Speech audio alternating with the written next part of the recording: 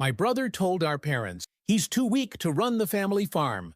Let me take over." They agreed. I packed my bags without argument. 10 years later, when they saw what I'd built, they begged me to come home. I still remember the first time I noticed something was off. Edgar had come home for the weekend, which was weird because he usually only showed up for Christmas and maybe Thanksgiving if his fancy business school friends didn't have better plans. The way he was walking around the property, taking pictures of the equipment, asking about profit margin should have been my first clue that something was brewing. But I was too busy actually running the damn place to connect the dots. Let me back up. I'm Kobe, 26, fifth generation on our family's 200-acre farm. Been working this land since I could walk. Literally have dirt under my fingernails that no amount of scrubbing will ever get out. When I was 16, had a bad accident with the tractor that messed up my back. Doctors said I should find different work, but this land is in my blood. So I learned to work smarter, developed system, researched new techniques, started planning how we could pivot to more specialized crops that would bring in better money without breaking my increasingly problematic spine. My brother Edgar, complete opposite, couldn't wait to escape to the city. Always talked about how farming was for people too dumb to do anything else. Ironic, since I was the one who helped him pass his high school math, while he was busy trying to convince everyone he was too good for our backwards life. He got his wish when our parents scraped together enough for him to attend business school 3 states away. Good riddance. For 10 years, I was the one who woke up at 4 a.m. I was the one who fixed the irrigation during drought. I was the one who stayed up all night during calving season. I was the one who modernized our invoicing system and found new markets for our produce. All while Edgar was posting Instagram pics of rooftop parties and complaining about his student loan. Then came the whispers about retirement. Mom and Dad, Reagan and Pamela, to anyone reading, started dropping hints about succession planning and next-generation leadership. I didn't think much of it.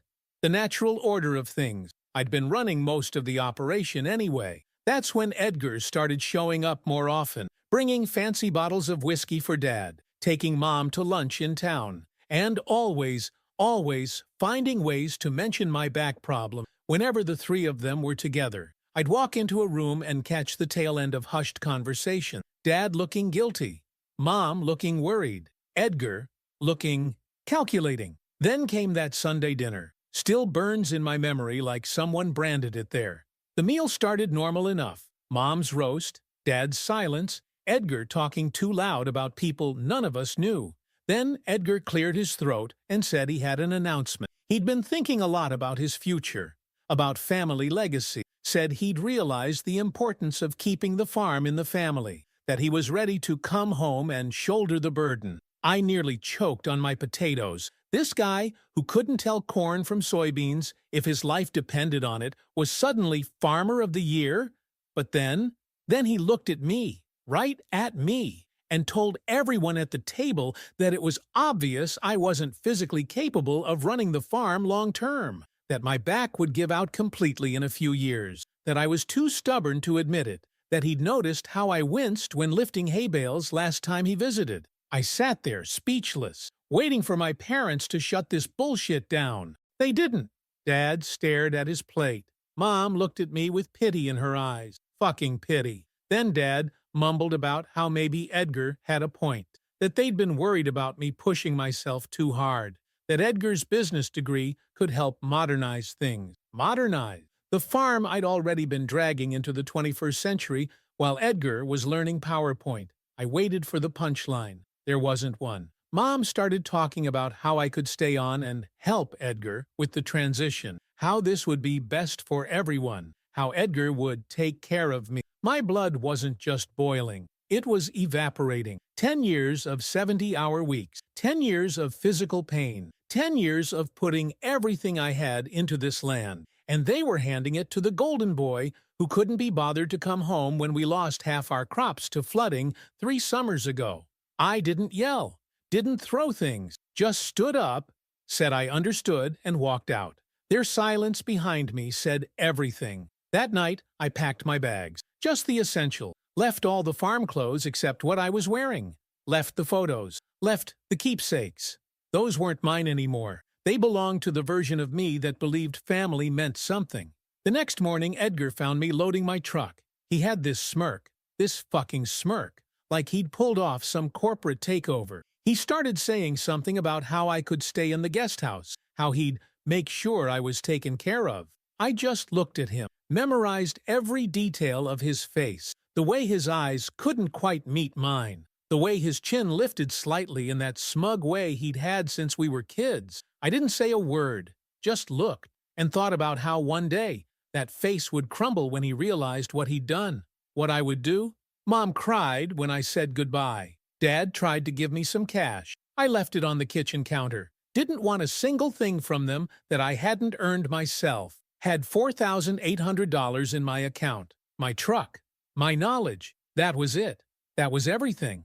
As I drove down our mile-long driveway for the last time, I saw Edgar in the rearview mirror, standing there like he'd conquered something. Little did he know. He'd see what I could do. I may have a bad back, but my mind works just fine. And a mindset on revenge is a dangerous thing. Edgar thought he was getting a cash cow. He'd find out he was getting a money pit. Because farms aren't businesses you can run with spreadsheets and buzzwords. They're living, breathing things that need people who understand them, who respect them. That farm had been in our family for 5 generations. I was supposed to be the 6th. Now I'd be something else entirely. The one who watched it burn under Edgar's incompetence, or the one who rose from the ashes to take back what was mine. Either way, I wasn't coming back until I could return on my terms, with enough power to make them all regret the day they bet against me. Never again would I put my faith in family. Never again. That was 2 years ago. Yesterday, I got a text from a high school friend still living in town. Seems Edgar's already sold off the newer tractor to cover operating costs. Exactly as I predicted. And so it begins. Update 1. The messages of support have honestly been the only thing keeping me from driving back to that farm with a bulldozer some nights. A bunch of you asked for an update, so here we go. Grab your popcorn because karma's a patient bitch, and I've been helping her every step of the way. So, 2 years after I walked away, I was renting a crappy one-bedroom apartment about 60 miles from my parents' farm. The kind with thin walls, where you can hear your neighbor sneeze, and the shower alternates between Arctic and molten lava with no warning. My back was actually doing better, since I wasn't lifting hay bales daily, but my bank account was on life support. Turns out, lifetime of agricultural experience doesn't translate well on Indeed when you're trying to get literally any other job. I bounced between 3 different warehouses in 8 months, all of which fired me when they realized my back couldn't handle the work. Spent 2 months delivering food through one of those apps that barely covers your gas. Worked the register at a garden center where the manager kept trying to mansplain basic plant care to me. That one didn't last after I corrected him about soil pH in front of a customer. Every night I'd scroll through the local online newspaper from back home. Not because I missed it, because I was watching, waiting, collecting information. The first signs of Edgar's failure started appearing about 7 months after I left. Small things. The farm's booth was missing from the county farmers market. Then an article about how they were selling off 20 acres of the West Field, the good bottomland that had been in our family since my great-grandfather's time. Dad always said that land was our emergency fund. Guess Edgar considered his management an emergency. I saved every article, every Facebook post from locals mentioning the farm, created a folder on my laptop labeled Satisfaction Coming. Yeah, petty as hell, but it kept me going through the endless ramen dinners and past due notice. Then came the day I met Maxine. I was at this agricultural conference I'd scraped together money to attend, hoping to network my way into something better than delivery driving. Maxine was there looking for someone who understood regenerative farming practices to consult on some investment she was making. She had capital, but not knowledge. I had knowledge, but not capital. You see where this is going?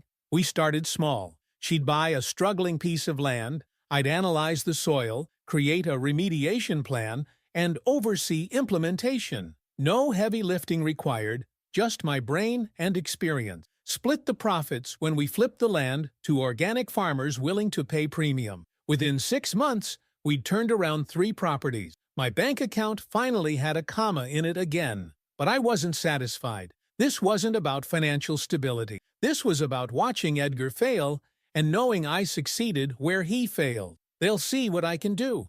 So I proposed something to Maxine. Instead of random properties, let's start targeting farms specifically around my family's land. Create a strategic chokehold. She didn't need to know my personal vendetta, just that I knew the area intimately and could predict which properties would turn the highest profit. First, we acquired the old Henderson place that bordered the north edge of my parents' farm. Edgar had always talked about expanding there someday. Too late, fucker. Then we bought the drought-prone Tucker Acres to the east. Everyone thought we were crazy. That land hadn't produced a decent crop in 15 years. But I knew something they didn't. The underground aquifer had shifted, and with modern drilling techniques and precisely placed irrigation, that worthless land could outproduce anything in the county. Within a year, our corn yields on the worthless Tucker place were 40% higher than the county average. The agricultural community noticed.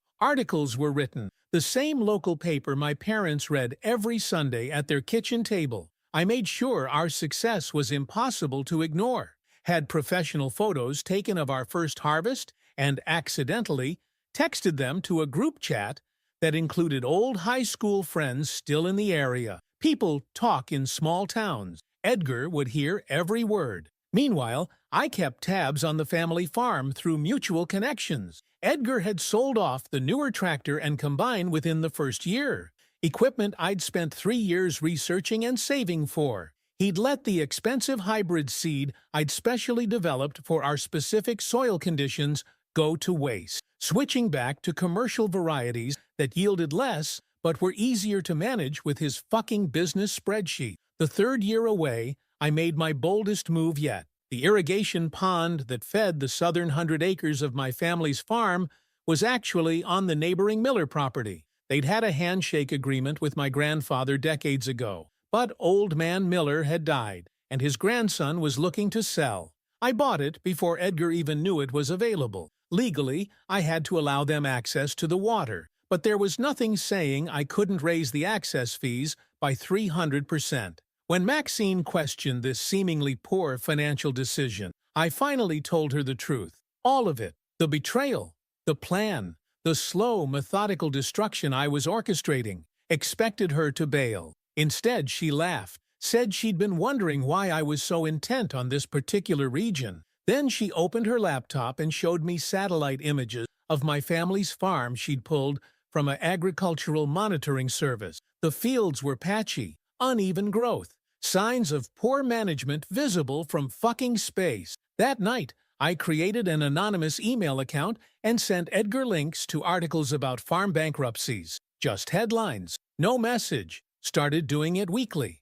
Psychological warfare is still warfare. By year 4, we owned 6 properties surrounding my family's farm, all producing at peak efficiency, all visibly thriving while Edgar struggled. The contrast couldn't have been more obvious. I finally ran into my mom at the supply store in the neighboring county. Hadn't seen her in 4 years. She'd aged, stress lines, hair grayer than it should be. She tried to hug me. I stepped back, asked about the farm in the flattest voice I could manage. She stammered something about challenges and transition periods, then admitted Edgar had taken out a second mortgage last spring after a poor harvest. The mortgage was the first crack in the dam. Edgar had leveraged the one thing our father never would. The land itself. In farming, the land is sacred. You protect it at all costs. Edgar was treating it like a corporate asset to be squeezed for capital. I let a small smile show. Told her I was sorry to hear that my operations were doing quite well, actually. Then I walked away while she was still talking. Left her standing there between the feed sacks and tractor parts. The local bank president, who'd known our family for generations, reached out the following week. Asked if I'd be interested in discussing the farm's financial situation. Apparently, Edgar had missed 2 mortgage payments already. I declined. Told him I wasn't involved with that property anymore. But privately, I contacted a lawyer. had them look into exactly how bad things were. The numbers were delicious. Edgar had burned through generations of careful financial management in less than 5 years. The farm was hemorrhaging money. The latest loan was at a predatory interest rate because their credit had tanked. The next time I sent an anonymous email to Edgar, it wasn't an article. It was just 2 words, TikTok. He must have realized who it was from. His social media went private that same day. Coward. By year 5, Maxine and I had developed a new type of irrigation technology that reduced water usage by 30% while increasing yield. We patented it, started licensing it to farms throughout the region. Every farm except one. When Edgar finally called me, first time in 5 years, I let it go to voicemail, listened to his message with a beer in hand. He was stumbling over his words, asking about the water thing he'd been hearing about, saying maybe we could partner up since we were family after all. I saved the message, added it to my satisfaction coming folder. Dad was diagnosed with heart problems that spring. Mom sent a text asking me to come home. I replied with a screenshot of the dinner conversation from 5 years ago that I'd saved in my notes app, the one where they chose Edgar over me. Then blocked her number. Harsh, maybe, but crops don't grow if you don't clear the field first. Then came the message that changed everything. A former employee of the farm, someone Edgar had hired and then fired, reached out through LinkedIn, wanted me to know that Edgar had just taken out a massive loan against the farm, like betting the entire operation massive. He was planning to convert everything to specialty tobacco cultivation, something he knew absolutely nothing about, except that the profit margins looked good on paper. And just like that, the end game was in sight. Revenge isn't a dish best served cold. It's a crop you nurture.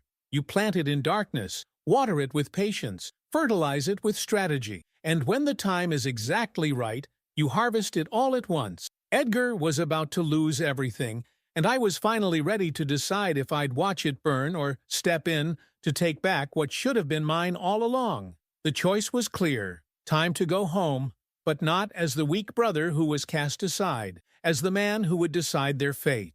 Update 2. Sorry for the delay in posting this final update. Had to make sure all the legal paperwork was finalized before sharing. No way was I giving Edgar any ammunition to use against me. When I pulled into the long gravel driveway of my family's farm last month, the first thing that hit me wasn't nostalgia. It was the smell of neglect. Even with my windows up, I could sense it. Farms have a certain scent when they're thriving. Rich soil, healthy crops, well-maintained equipment. This smelled like rust and desperation. My truck, not the same beater I'd left in 10 years ago, but a high-end model with custom suspension that didn't aggravate my back, kicked up dust as I approached the main house. Had our driveway always been this rough? The fence line along the east field was literally falling over in sections. Half the outbuildings needed paint 5 years ago by the look of it. Edgar's fancy German SUV sat in the driveway, coated in a fine layer of dust. Guess he wasn't bothering to wash it anymore. Small satisfaction. For a moment, I just sat there, engine idling. My custom irrigation system logo was emblazoned on my truck door. The same logo that was now on equipment in 3 states. The same logo Edgar had begged to license 6 months ago when his tobacco scheme started failing spectacularly. The front door opened. Mom stepped out, looking 20 years older than when I'd left. Age spots, stooped shoulders, her hair completely gray now. Dad followed, moving like his joints hurt with every step. They both squinted at my truck, not recognizing it at first. Then Mom's hand went to her mouth. I stepped out. Let them see me. Let them compare the boy who left with the man who returned. No broken down body, no failure, just success and cold, calculated purpose radiating off me in waves. Mom started toward me with her arms out.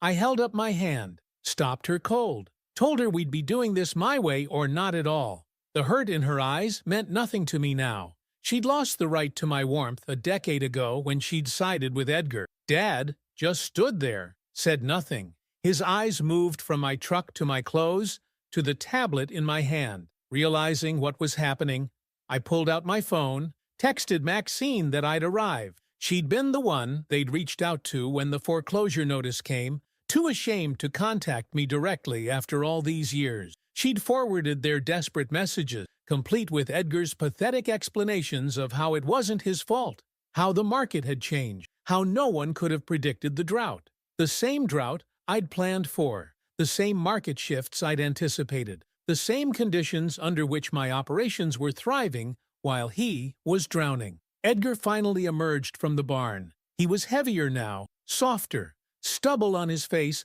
that wasn't a style choice but neglect, dark circles under his eyes. When he saw me, he froze, like a rabbit spotting a hawk. I walked past my parents without a word, straight to Edgar, got close enough to smell the cheap coffee on his breath.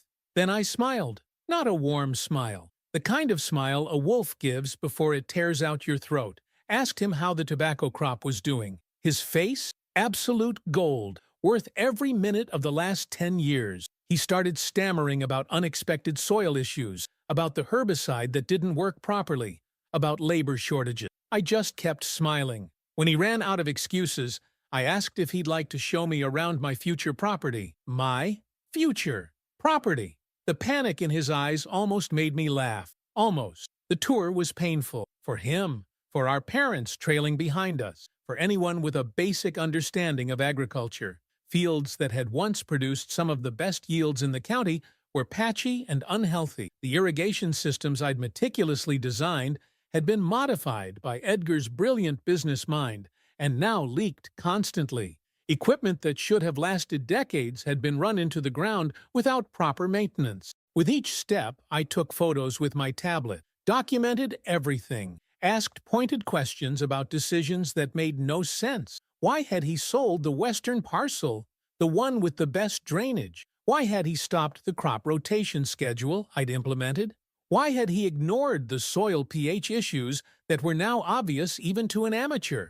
Edgar had no answer, just more excuses. Mom kept trying to smooth things over, talking about how hard Edgar had tried, how no one could have predicted the challenges. I finally turned to her and asked why she thought my operations were thriving under the exact same condition. That shut her up. Back at the kitchen table, the same scarred oak table where they'd betrayed me a decade ago, I laid out exactly how bad things were. The farm was 3 months from foreclosure. The equipment loans were in default. The land value had decreased by 30% due to Edgar's mismanagement of the soil. The tobacco gamble had cost them everything that remained of their saving. Then I pulled out my offer, 60% of market value for the entire operation. Take it or lose everything to the bank. Parents could stay in the main house until they passed. Edgar would need to find somewhere else to live. Immediately, Dad started to protest about family legacy and fair market value.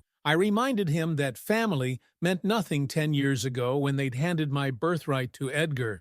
As for market value, I was being generous, considering the state of the property. Edgar finally broke, started crying right there at the kitchen table. Actual tears. Snot running down into his sad attempt at a beard. Admitted between sobs that he'd never wanted the farm. Never. He'd just seen it as an easy payday. Thought he could apply his business school garbage to something as complex and demanding as agriculture. Thought he could run it remotely while living in the city most of the time. My parents looked stunned, like they were seeing him for the first time. Good. They should sit in that feeling. Marinate in it. I sipped my water and watched the family I'd once loved implode in real time. The farm that had been in our family for 5 generations was about to slip away because they'd backed the wrong son. The son who saw land as a commodity instead of a living thing that needed care and understanding. Edgar finally looked up at me, asked if there was a place for him in my operation. Any role at all, even entry level. I laughed. Actually, laughed out loud. Told him I wouldn't trust him to water my houseplants after what he'd done to this farm. Mom started crying then. Asked if there was any way we could start over as a family. I told her some crops don't come back after a killing frost. Some damage can't be undone. Dad finally found his voice. Asked what would happen to them. To him and Mom. I explained they could stay in the house. I wouldn't throw them out, but the farm would be mine entirely, and they would have to watch as I restored it to what it should have been all along. As I erased every poor decision Edgar had made, as I succeeded where he had catastrophically failed. 3 days later, they signed the papers. Edgar moved out the same day, taking his fancy SUV and designer clothes back to the city. Heard he's crashing on some business school buddy's couch, telling anyone who'll listen that the agricultural sector is facing unprecedented challenges. Yeah. Okay, bro, it's been 4 weeks now. I've moved into the old foreman's house on the property. Not ready to live under the same roof as my parents yet. Maybe never. Maxine comes by daily as we implement our recovery plan for the soil. The farm workers who'd been about to lose their jobs are cautiously optimistic. They knew me before. They know what I can do. Yesterday, I found Mom in the kitchen looking through old photo albums. Pictures of me and Edgar as kids, playing in the same fields he destroyed through ignorance and greed. She tried to show me a photo of us together on tractors. I walked out without a word. Some might think that now I have the farm back.